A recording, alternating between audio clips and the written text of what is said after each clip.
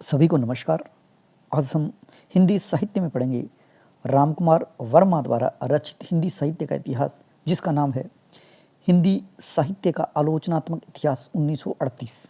यानी रामकुमार वर्मा ने जो हिंदी साहित्य का इतिहास लिखा उसका नाम है हिंदी साहित्य का आलोचनात्मक इतिहास, जो कि 1938 में लिखा गया। यह एक अधूरा ग्रंथ है क्योंकि इसमें केवल भक्ति काल तक ही चर्चा की गई है। यानी ये जो हिंदी साहित्य का इतिहास है, हिंदी साहित्य का आलोचनात्मक इतिहास ग्रंथ, जो कि रामकुमार वर्मा द्वारा लिखा गया है, यह ग्रंथ अधूरा ग्रंथ है और इसमें केवल भक्ति काल तक की चर्चा की गई। इसमें 693 ईस्वी से लगा के 1693 ईस्वी तक है, उस कालावधि का ही इसमें वर्णन है। और जो समय सीमा मानी है 693 से 1693 ईस्वी तक, इसमें उन्होंने शुरुआती जो काल है उसको संधि काल और अंतिम जो लास्ट भक्ति काल है वहाँ तक ही लेके गए हैं। यानी संधि काल से लगा के भक्ति काल का जो काल है वहाँ तक ही उन्होंने इसमें वर्णन किया है। यह ग्रंथ 7 प्रकरणों में विभाजित है। इसमें प्रकरण है वो है 7। रामकुमार वर्मा ने हिंदी का जो पहला कवि माना है वो माना है शंभू को। हिंदी साहित्य का प्रारंभ उन्होंने जो प्रारंभिक सीमा मानी है वो 693 ईस्वी से अंतिम वो लेके गए 1693 ईस्वी तक। अब जो ये 693 से 1693 ईस्वी तक जो काल विभाजन किया, जो कि अधूरा ग्रंथ माना जाता है, रामकुमार वर्मा ने आदिकाल है उसको 2 भागों में बांटा है। उसका पहला भाग है संधि काल, जो कि 750 विक्रमी संवत, ये ध्यान रखिए विक्रमी संवत है, 750 विक्रमी संवत से 1000 विक्रमी संवत तक जो आदिकाल है उसमें संधि काल माना इसे। और संधि काल के बाद उन्होंने चारण काल माना है। आदिकाल के 2 भाग किए, एक तो संधि काल, दूसरा है चारण काल। संधि काल है उसकी समय सीमा मानी है 750 विक्रमी संवत से 1000 विक्रमी संवत तक, और दूसरा है चारण काल जो कि 1000 विक्रमी संवत से 1375 विक्रमी संवत, ये उन्होंने माना है। रामकुमार वर्मा ने जो भक्ति काल है उसकी एक शाखा है निर्गुण ज्ञानाश्री काव्यधारा। जो निर्गुण ज्ञानाश्री काव्यधारा है उसका एक अन्य नाम दिया है संत काव्य। यानी निर्गुण ज्ञानाश्री काव्यधारा है उसको संत काव्यधारा किसने कहा, तो ये कहा है रामकुमार वर्मा ने। और इसी का एक भाग और है निर्गुण ज्ञानाश्री काव्यधारा में प्रेमाश्री काव्यधारा, जिसे कहा है सूफी काव्यधारा। ये सूफी काव्यधारा प्रेमाश्री काव्यधारा का नाम दिया है, ये देने वाले हैं रामकुमार वर्मा। इन्होंने पहली कविता जब इनकी उम्र थी 17 वर्ष, तब उन्होंने एक देश सेवा शीर्षक से कविता लिखी थी, जिस पर इन्हें 51 रुपये का पुरस्कार भी मिला। यानी 51 रुपये पुरस्कार के रूप में उन्हें मिले। संपूर्ण जो हिंदी साहित्य है, जैसे हिंदी साहित्य का आदिकाल, भक्तिकाल, रीतिकाल और आधुनिक काल है, इस तरह ने उन्होंने पूरे संपूर्ण हिंदी साहित्य को 5 कालखंडों में बांटा है। सभी ने लगभग 4 कालखंड दिए हैं, लेकिन इन्होंने 5 कालखंडों में संपूर्ण हिंदी साहित्य को बांटा है। जैसे इन्होंने जो पहला आदिकाल है, ये जो आदिकाल है इसके 2 भाग माने हैं उन्होंने। एक तो माना है संधि काल, जो कि 750 से 1000 विक्रमी संवत तक। दूसरा उन्होंने चारण काल माना इसी का, जो आदिकाल है। आदिकाल आता है पहला। आदिकाल को उन्होंने 2 कालखंडों में बांटा है। आदिकाल को पहला संधि काल, दूसरा है चारण काल। चारण काल की समय सीमा 1000 विक्रमी संवत से 1375 विक्रमी संवत मानी है। दूसरा इन्होंने जो भक्ति काल है वो उन्होंने तीसरा हिस्सा माना है कि जो 5 कालखंड है उसमें तीसरा है भक्ति काल, चौथा है रीति काल और 5वां है आधुनिक काल। भक्ति काल की समय सीमा है 1375 से 1700 विक्रमी संवत, और रीति काल की समय सीमा मानी है 1700 विक्रमी संवत से 1900 विक्रमी संवत। इसके बाद में आधुनिक काल है, इसकी समय सीमा मानी है उन्होंने 1900 से अब तक।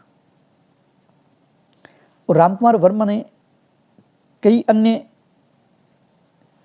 कृतियां या रचनाएं लिखी, जिनमें प्रमुख है अंजलि, ये भी आपको याद रखना है, अंजलि। उसके बाद में इनकी आती है हिमहास, निशित और महत्वपूर्ण है जोहर, और एक है चित्तौड़ की चिंता, चित्तौड़ की चिंता। उसके बाद में आकाश गंगा और रूप राशि, और एक है महत्वपूर्ण चित्ररेखा, चित्ररेखा। उसके बाद में एकलव्य है, एक अभिशाप है। ये थे रामकुमार वर्मा। एक बार दोबारा रिपीट कर देता हूँ। रामकुमार वर्मा जिन्होंने हिंदी साहित्य का इतिहास लिखा, उसका नाम है हिंदी साहित्य का आलोचनात्मक इतिहास 1938। यह ग्रंथ अधूरा ग्रंथ है, इसमें केवल भक्ति काल तक ही चर्चा की गई है। यह 693 से 1693 ईस्वी है, वहाँ तक ही इसकी समय सीमा मानी गई है। और इसमें जो आदिकाल है उसको उन्होंने दो भागों में बांटा, एक संधि काल और एक चारण काल। उसके बाद भी भक्ति काल तक ही इसने जो हिंदी साहित्य का आलोचनात्मक इतिहास है वो लिखा है, क्योंकि ये एक अधूरा ग्रंथ है। उसके बाद में जो ये ग्रंथ है आलोचनात्मक इतिहास हिंदी साहित्य का, इसमें जो प्रकरण है यानी भाग है वो है 7। और रामकुमार वर्मा जो 693 ईस्वी से स्वीकार करते हैं आदिकाल की समय सीमा, तो उन्होंने हिंदी का पहला कवि माना है शंभू को। हिंदी साहित्य का प्रारंभ 693 से 1693 ईस्वी, उन्होंने जो अधूरा ग्रंथ है वहाँ तक ही प्रकाशन किया है इसका। उसके बाद में रामकुमार वर्मा ने जो आदिकाल है उसकी समय सीमा है, जो पहले उन्होंने संधि काल कहा फिर चारण काल कहा, तो उसकी समय सीमा 750 विक्रमी संवत से 1000 विक्रमी संवत तक माना। और उसके बाद में चारण काल माना आदिकाल का दूसरा भाग, जिसमें 1000 ईस्वी से 1375 ईस्वी से। रामकुमार वर्मा ने भक्ति काल है उसकी निर्गुण जनाश्री काव्य धारा को उन्होंने नाम दिया संत काव्य, और प्रेमाश्री काव्य धारा को नाम दिया सूफी काव्य धारा। और जब ये 17 वर्ष के थे तो उन्होंने देश सेवा शीर्षक से एक कविता लिखी, जिस पर उन्हें 51 रुपये का पुरस्कार भी मिला। संपूर्ण हिंदी साहित्य को उन्होंने 5 कालखंडों में बांटा, जिनमें है पहला संधि काल, दूसरा चारण काल, तीसरा भक्ति काल, चौथा रीति काल और पांचवा आधुनिक काल। अब बात करते हैं डॉक्टर नगेंद्र के बारे में। डॉक्टर नगेंद्र जिन्होंने हिंदी साहित्य का इतिहास लिखा, किस नाम से? हिंदी साहित्य का वृहत इतिहास 1973 में। इसमें कुल भाग है 10, इसके कुल भाग है 10। और इनकी एक और प्रमुख रचना है हिंदी साहित्य का इतिहास, और जो इन सबसे महत्वपूर्ण है रीति काव्य की भूमिका। ये बहुत बार पूछा गया प्रश्न है। देखिए, इनका हिंदी साहित्य का इतिहास, पहला तो उन्होंने जो वृहत इतिहास लिखा है इसको तो याद रखना ही है, हिंदी साहित्य का वृहत इतिहास 1973। इसके बाद में महत्वपूर्ण बनता है रीति काव्य की भूमिका। 1948 में इन्होंने रीति काव्य की भूमिका और महाकवि देव विषय पर शोध उपाधि प्राप्त की, यानी पीएचडी की उन्होंने। संपूर्ण हिंदी साहित्य को 4 प्रधान कालखंडों में बांटा।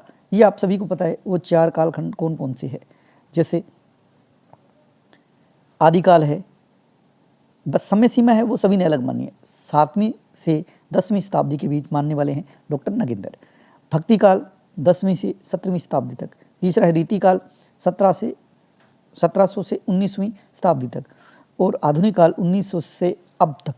लेकिन जो महत्वपूर्ण बात है वो इनकी ये है कि जो आधुनिक काल है, उनको जो आधुनिक काल आता है अंत वाला, ये 1900 से अब तक, इसको पुनः आधुनिक काल को 4 उपभागों में बांटा है। ये महत्वपूर्ण है। कौन कौन से? पहला है उन्होंने पुनर्जागरण काल को, पहली बात तो भारतेंदु युग जो जिसको हम बोलते हैं पुनर्जागरण काल कहा, और ये 1857 से 1900 ईस्वी तक है। ये जो कालखंड है ये महत्वपूर्ण है, ये आपको याद करने हैं।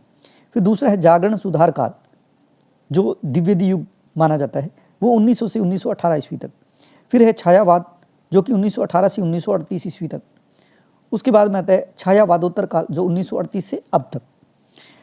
अब ये जो आधुनिक काल है जिसको उन्होंने 4 भागों में बांटा, ये जो 4 भाग है ये तो याद करनी थी हमें। इसके साथ साथ में देखिए, ये जो पुनर्जागरण काल है, जागरण सुधार काल है, छायावाद काल है, छायावादोत्तर काल है, इसकी समय सीमा भी आपको ये अच्छी तरह से याद करनी है। इसके बाद में महत्वपूर्ण बात आती है कि ये छायावादोत्तर काल है अंत वाला, जो 1938 से अब तक है। इनके भी 2 भाग किए उन्होंने। एक है प्रगतिवादी या प्रयोगवाद काल 1938 से 1953 तक, जिसे हम प्रगतिवाद प्रयोगवाद कहते हैं, जो 1938 से लगा के 1953 तक। उसके बाद उन्होंने कहा नवलेखन काल, जो 1953 से अब तक जो काल बना है वो है नवलेखन काल। तो नगेंद्र का सबसे महत्वपूर्ण जो हिंदी साहित्य के इतिहास में बात आती है वो है उनका हिंदी साहित्य का वृहत इतिहास जो 1973 में लिखा गया।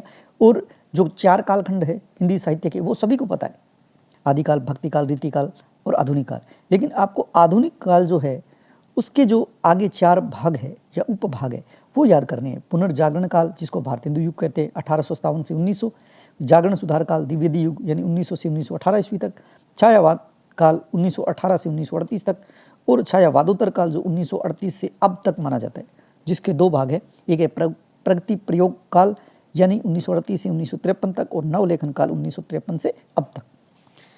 उम्मीद करता हूँ ये वीडियो आपको अच्छा लगेगा। अगर ये वीडियो आपको अच्छा लगे तो लाइक कीजिए, कमेंट कीजिए और हमारा जो चैनल है उसे सब्सक्राइब जरूर करें ताकि आगे की वीडियो आपको मिलती रहे।